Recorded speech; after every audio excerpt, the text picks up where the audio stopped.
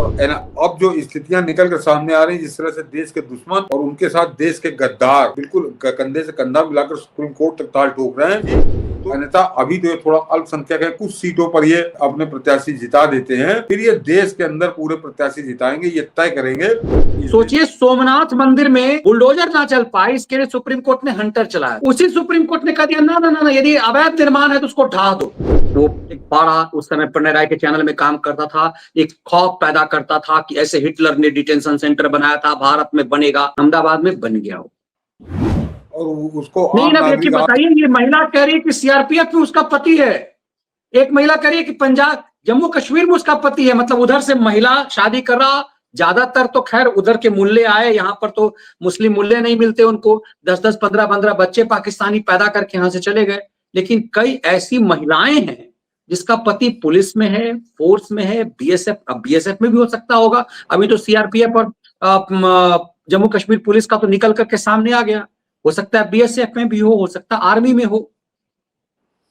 तो मनीष जी, वो जो गजवाए हिंद का पहाड़ा पड़ता है, वो भिखारी जिसको 1-1 किलो आटे के लिए तरस रहा है, वो किस आधार पर? उसको मालूम था कि उसने हिंदुस्तान में जो बसाए हैं, करोड़ों की संख्या इनकी अब हो गई होगी, औलादे मिला लिए, तो उसको था कि जिस दिन हम गजवा हिंद करेंगे उस दिन ये हमारे साथ खड़े होंगे, ये पाकिस्तान के साथ खड़े होंगे। और जरा गौर करिए कि आपने पुलिस की बात की, पुलिस में भर्ती हैं, सीआरपीएफ के अंदर भर्ती हैं, हो सकता है एक आध कोई आर्मी के अंदर भी पहुंच गया हो। और जो सबसे खतरनाक बात है कि ये हिंदुस्तान में सरकारें बनाते हैं। उत्तर प्रदेश में कौन शासन करेगा, देश के ऊपर कौन शासन करेगा, बिहार में कौन शासन करेगा, ये इस तरह की गतिविधियों में शामिल हैं। पाकिस्तानी हिंदुस्तान का शासक चुन रहा है, इससे ज्यादा नकारा निकम्मा कोई सरकार हो सकती है? मोदी सरकार ने तो पकड़ा, लेकिन ये बड़ा लंबा सिलसिला है।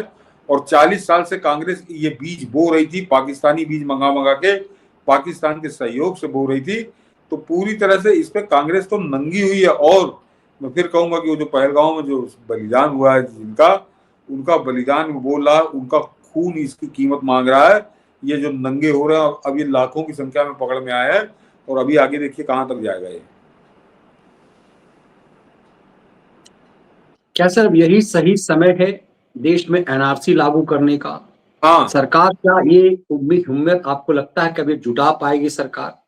क्या इसी की बेचैनी है कि वक्फ पे ओवैसी उत्पात मचाना चाह रहा है? या इन सबको इस बात का खौफ है कि सरकार के पास एक मजबूत स्टैंड हो गया है और हम सुप्रीम कोर्ट में कोर्ट फिक्सरों के माध्यम से भी कोई खेल नहीं कर पाएंगे? या सरकार, आपको लग रहा है कि एनआरसी का दांव चलेगी इसके बाद, इन तमाम चीजों को देखने के बाद? नहीं, एनआरसी के लिए तो अभी गृह मंत्री अमित शाह कुछ महीने पहले कह चुके हैं। और अब जो स्थितियां निकल कर सामने आ रही हैं, जिस तरह से देश के दुश्मन और उनके साथ देश के गद्दार बिल्कुल कंधे से कंधा मिलाकर सुप्रीम कोर्ट तक ताल ठोक रहे हैं, तो एनआरसी इस देश के लिए सबसे जरूरी है आज की तारीख में। जैसे कोरोना वैक्सीन में कोरोना काल में कोरोना वैक्सीन जरूरी हो गई थी कि वही आपकी जान बचा सकती, दूसरा कोई इलाज नहीं है, उसी तरह से एनआरसी इस समय बहुत जरूरी है। और उसको तत्काल, जरा ये पाकिस्तान वाला निपट जाए, महीने 2 महीने 3 महीने बाद, उसके बाद इस देश के अंदर एनआरसी हो और इनको अपने बाप दादों के कागज दिखाने पड़ेंगे। ऐसे नहीं काम चलेगा कि हम कागज नहीं दिखाएंगे, कागज नहीं दिखाओगे तो तुमको बहा दिया जाएगा काले समुद्र के अंदर। तो वो अभी इनकी औकात भी नहीं है। इस समय माहौल ऐसा बन चुका है और इतने उग्र मूड में है ये देश कि सरकार को इसमें पूरा समर्थन मिलेगा। तो एनआरसी के बिना तो अब इस देश का गुजारा ही नहीं है मनीष जी। अन्यथा अभी तो ये थोड़ा अल्पसंख्यक है, कुछ सीटों पर ये अपने प्रत्याशी जिता देते हैं, फिर ये देश के अंदर पूरे प्रत्याशी जिताएंगे, ये तय करेंगे कि इस देश पर किसका शासन होगा और इस देश में किसका शासन नहीं होगा, इस देश के अंदर कौन रहेगा, इस देश के अंदर कौन नहीं रहेगा। ये मूल्य तय करेंगे, पाकिस्तानी मूल्य, बांग्लादेशी मूल्य और म्यांमार के आए और रोहिंग्या मूल्य। तो ये इस स्थिति से आगे भयावह भविष्य से अगर बचाना है देश को, तो एनआरसी तो आज की तारीख में पहली जरूरत है। और गृह मंत्री ने कहा, तो मुझको उम्मीद है कि निश्चित होगी वो। क्यों इसके परिप्रेक्ष्य हम देख रहे हैं कि गुजरात के अहमदाबाद में सबसे ज्यादा रोहिंग्या और बांग्लादेशी पकड़े गए। क्या ये महज इत्तेफाक है कि जिस राज्य में 30 साल से भाजपा की सरकार है लगभग, उस राज्य में रोहिंग्या पकड़े जा रहे हैं, बांग्लादेशी पकड़े जा रहे हैं और गुजरात की राजधानी में? तो क्या इसका मतलब है कि पूरी तैयारी इस बात को लेकर साक्ष्य सबूत के साथ मैं बार बार आता हूं क्योंकि इस देश की सबसे बड़ी साजिश सुप्रीम कोर्ट में होती है कि कोई कोर्ट फिक्सर्स। अब देखिए, मैं आज दिन में एक शो कर रहा था, सोचिए सोमनाथ मंदिर में बुलडोजर ना चल पाए, इसके लिए सुप्रीम कोर्ट ने हंटर चलाया था। उसी सुप्रीम कोर्ट ने कह दिया ना ना ना ना, यदि अवैध निर्माण है तो उसको ढा दो। लेकिन सुप्रीम कोर्ट ने कहा 12 फीट लंबा दीवार क्यों बनाओगे सोमनाथ मंदिर के इर्द गिर्द? तो सॉलिसिटर ने कहा कि भाई 12 फीट बनाए 15 फीट बनाए, इससे क्या फर्क पड़ता है, हमें उस जगह की सुरक्षा करनी है। मतलब सुप्रीम खेल हो नहीं पा रहा है। कहने का मतलब यह है कि अहमदाबाद में इतनी रोहिंग्याओं पकड़ा जाना, इनको पकड़ा, बांग्लादेशियों को पकड़ा जाना, इनको दरअसल सरकार बांग्लादेशी पकड़ नहीं रही थी, सरकार अवैध निर्माण ध्वस्त कर रही थी। और बड़ा दांव सरकार का है, मुझे लगता है गुजरात सरकार का, कि वो ये नहीं मान रही कि हम बांग्लादेशी पकड़ने गए थे, हम अवैध निर्माण ढाने गए थे और ये लीगली अधिकार हमारा है सुप्रीम कोर्ट रूल के मुताबिक। और जब हम अवैध निर्माण तोड़ने गए तो पता चला ये बांग्लादेशी, उन सबको डिटेन कर लिया गया है।